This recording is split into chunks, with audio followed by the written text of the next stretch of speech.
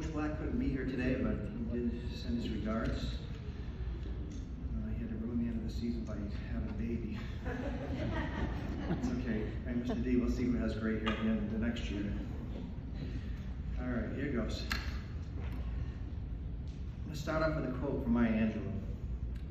I've learned that people will forget what you said, people will forget what you did, but people will never forget how you made them feel. Coach Daly's going, where's he going with this? I'd like to morph that into a basketball saying, if you don't mind. In my decade of coaching here in Derby, I've learned players will forget the scores of the game. Felix forgets by the bus ride. Eventually, players will forget whether they won or lost the game and how many of each they had during the season. Graham's still not sure how many games we played.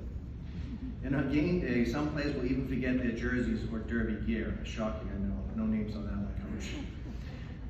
But players and opposing players will never forget how they felt that season or how you made them feel. This speech may sound familiar. It's basically the same one I gave the last time we were gathered for a Winter Sports Assembly about 2 years ago. Don't worry, Mr. D. My baseball speech will be from 3 years ago, so you won't remember that one. But the good news is that something happened 2 years ago that I hadn't witnessed before, and it, unsurprisingly, happened again this year. Maybe we're doing something right by coaching players to make thoughtful choices and good decisions. So, we had another perfect season for the boys JV basketball team this year. Now, our record may not reflect what you're probably thinking.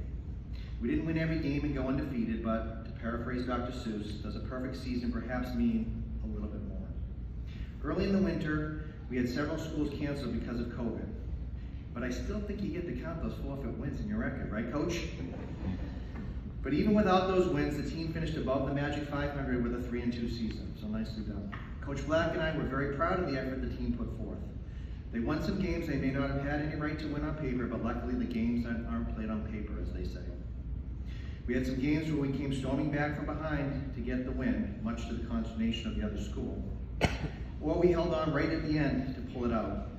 And sure, there were other games where we started out slow in the first half and couldn't quite get over the hump by the final buzzer because we ran out of time and we took the loss. Fantastic lesson, by the way. But Coach and I were always pleased with the effort the boys put forth in each contest. They wanted to do their best.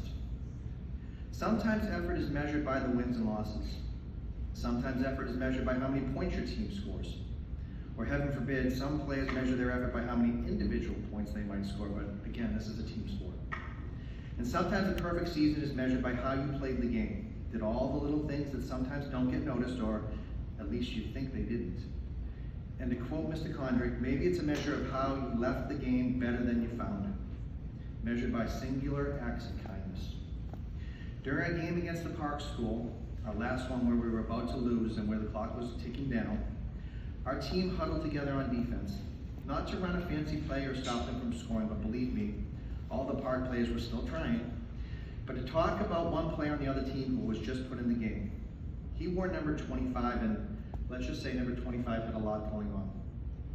I'm not sure whether it was mental or physical, and honestly, in our inclusive community, that doesn't even matter.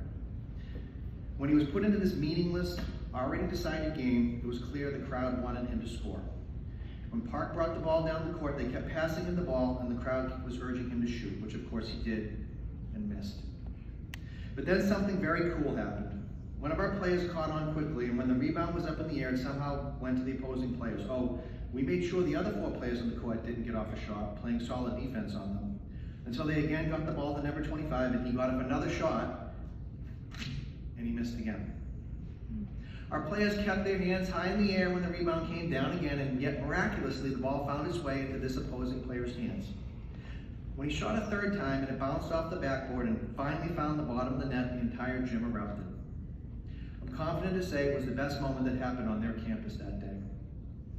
The referees even came up to me afterwards to thank me and my team, and especially to say they were proud to witness the young man on Derby who made it happen. That they hadn't seen anything like that before. As I quoted previously, leave the game better than you found it. So I'd like to thank the captains of our team, Jack and Hayes, for their excellent leadership, as well as the entire squad for their selflessness this year, and for learning how to make smart choices and good decisions on the court. Truly a life lesson on the words inclusion and character. We personally couldn't be more proud of the effort that the entire team put forth this year. So gentlemen, again, amazing job on a perfect 3-2 season.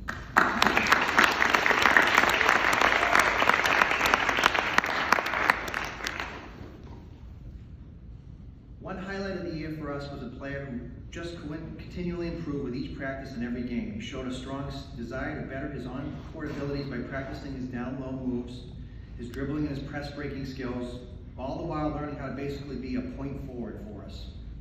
The difference in confidence for him between the beginning of the year and the end was extraordinary. This floor general really learned his role, like how to get the offense set up quickly and look for his own scoring opportunities when he had the chance. He led the team in total scoring with almost 60 points, half of which came in that last game where he had an outburst of 29 points, the highest total I've ever seen in a JV game. It even included a 3-point bomb from just after crossing half court. Very impressive. But again, it's not about the highest average, but how he learned how to do this in the flow of the game, all the while playing aggressive defense on opposing forwards and centers. His biggest contribution this season may have been his gutsy effort in our wins against Milton and Thayer, where he was the team's leading scorer with double digits in those wins, which led to his improved confidence on the offensive side of the court to complement his rebounding and dribbling skills. I'd like to recognize this player for his complete work ethic, improved skill level, and selfless contribution to team success by giving Hayes Holmgren the boys JV most.